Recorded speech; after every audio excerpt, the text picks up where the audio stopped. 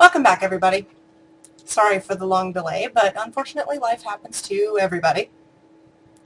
Today I'm going to be moving away from talking about pure sex a little bit and discuss some relationship models. The primary and most widespread relationship model that pretty much everybody knows about is, of course, monogamy. Monogamy simply means a committed emotional and sexual relationship between two and only two people. This is your standard relationship structure and is the current societal ideal of a happy emotional coupling. Monogamy has plenty of adherents, but it does have some critiques as well. The two and only two people structure hinges on the idea that there is, for everyone, the one. This is the theory that there is one and only one person out there who will meet your needs and who will be your perfect match and who you will want forever and never want for anything more. The one is the person for whom you will forsake all others and who will do the same for you. Anyone who's ever had a good relationship go bad knows that this is a pretty hard find. But the constant search for the one leads to the culture-wide phenomenon of what is known as serial monogamy. Basically, this means that at any given time you are emotionally and sexually committed to one and only one person, but are always looking to trade up, or at least open to the possibility of doing so.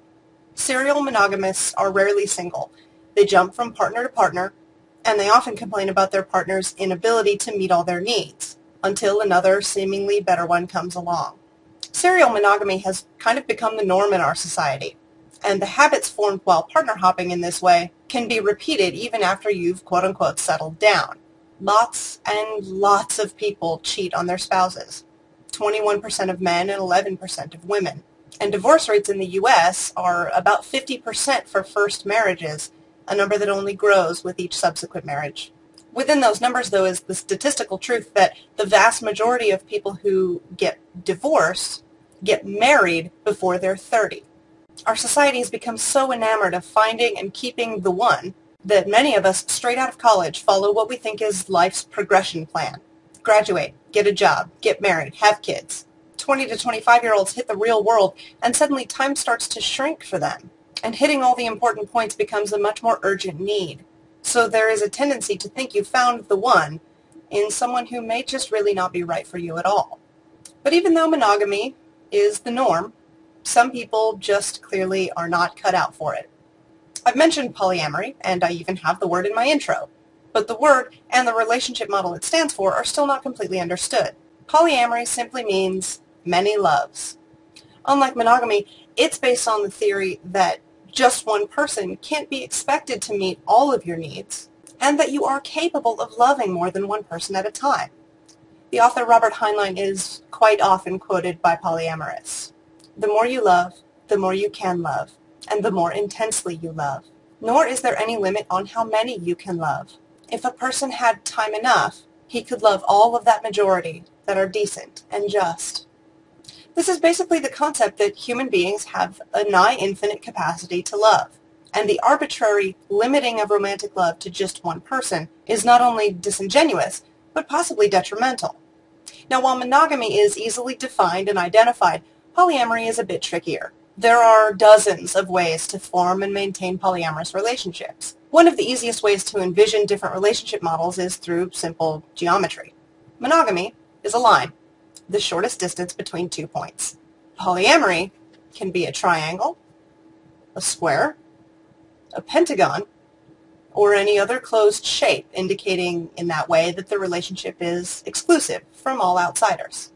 But polyamory can also be an open box, an X, a V, a Y, and several other fun letters of the alphabet, which represent connections between people within any given dynamic of the relationship. At its base, a polyamorous relationship can be just like a monogamous one, except that it happens to involve more than just two people. Of course, with each new person added, all the problems that can come up in a monogamous relationship are exponentially multiplied. If done correctly, though, so are all the benefits. Aside from polyamory, there are those relationship models that at their base seem to be monogamous, though they include sex outside the core relationship. Open marriages, for example, are an increasingly common phenomenon. This is basically an agreement between two partners in an otherwise monogamous relationship that they are free to seek sexual fulfillment outside that core partnership.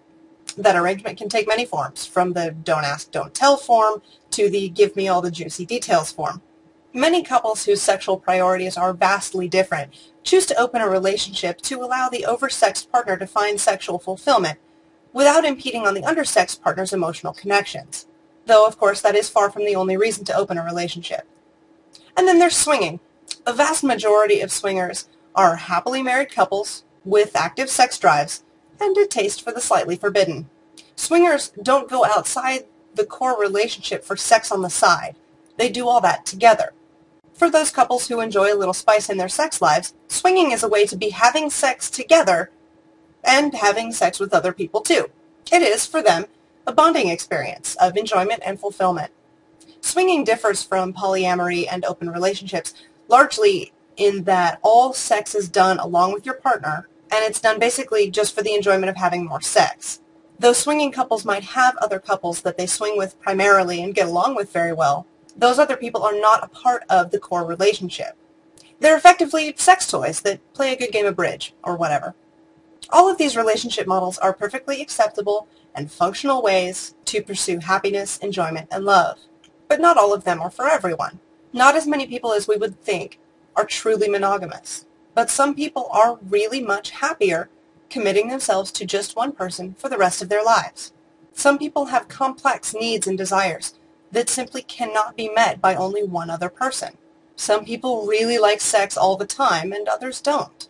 Whatever your relationship orientation is, and I encourage you all to do some soul searching and reading to broaden your horizons, be firm in that within yourself. If you know that you're polyamorous and won't be happy tied to just one person, don't settle for a monogamous relationship.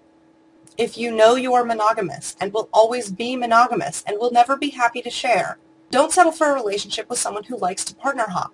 Now, it is entirely possible to be in a functional, happy relationship with someone whose relationship dynamic preference is different than yours. For example, you can be a monogamous person in a polyamorous relationship, but it will require a lot more work on both of your parts, or all of your parts, than a regular monogamous relationship would on its own.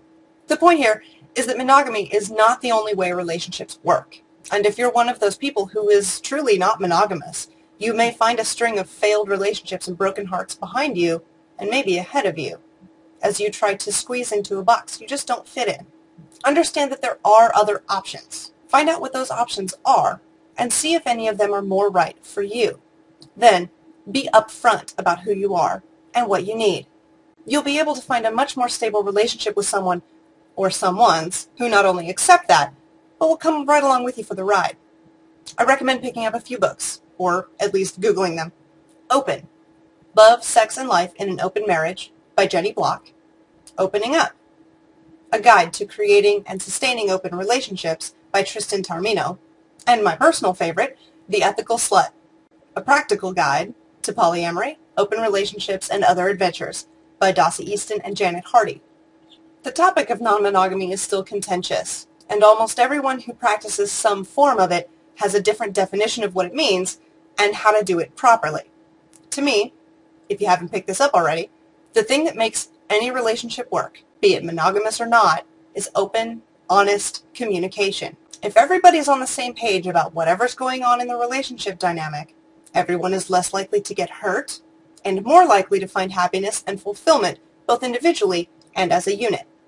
If you know who you are and what you want, you're better able to commit to yourself, better able to provide for others, and more likely to find real happiness.